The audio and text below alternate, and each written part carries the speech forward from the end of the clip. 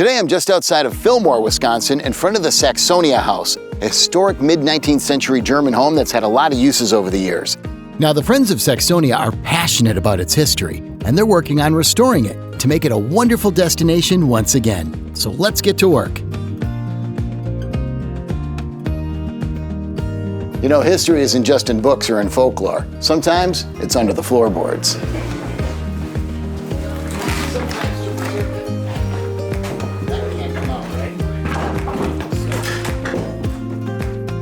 So, Steve, what's the significance of the Saxonia House? Yeah, so the Saxonia House is one of the few surviving German-built buildings in Wisconsin that's still in its original site. This style of architecture is what you would see if you went over to Germany. So the Klessig family came here in the late 1850s, and they really wanted to plant roots and bring some of their traditions here. Everybody knew that this is where they started. Coincidentally, there was a for sale sign in the front yard, and they voted right then and there to acquire this farm and restore it as some kind of an educational destination. Our first president, Mary Williams, was an activist, and she went around to the tables talking about the Saxonia House, forming a committee to save the building. But the problem was we didn't have any capital. It was for sale, and we didn't have a bank account.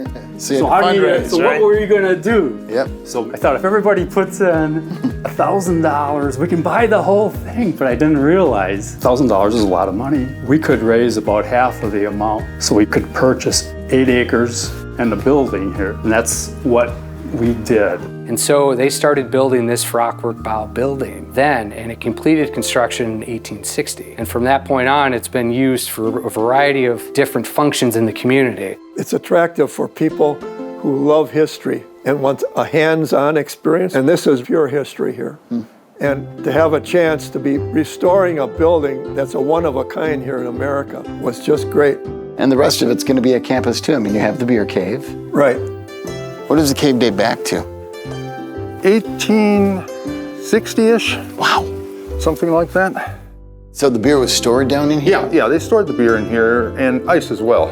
So ice, they say, kept its shape. You know, it didn't melt until well into July. One of the long-term ideas that we have is to begin brewing again. So the whole idea behind restoration is you preserve as much of the history and the materials as possible, but obviously you have to retool some of the things. Yeah, we retool as little as possible. We're going to keep it as original as we can. The goal is to restore it as it was in the 1860s. So we're basically peeling back the layers because this building was used over the decades for private houses, for post office, for a variety of reasons.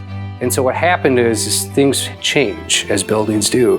So we're literally going back and peeling off layers of more modern improvements to uncover what's left from the original structure. The outside of the building will be restored exactly as we know it was in 1862. And then the interior will be made into 2 restored rooms, the tavern area and one of the bedrooms. And the rest of the building will be a museum of exhibits of half-timbered architecture dating back 3,000 years to present. The long-term vision of the site is to make it a rural art site to come to and learn about Fachwerkbau architecture. You can learn about how German landscape paintings and portraits pays homage to almost a piece of forgotten history. Why do you feel it's so important to preserve like this building and preserve that history? Because once it's gone forever. Anybody can have a little antique sitting on their dining room table, but this is the biggest antique that you'll ever have. To think that we've been working at this for 27 years, it's a more important building than ever.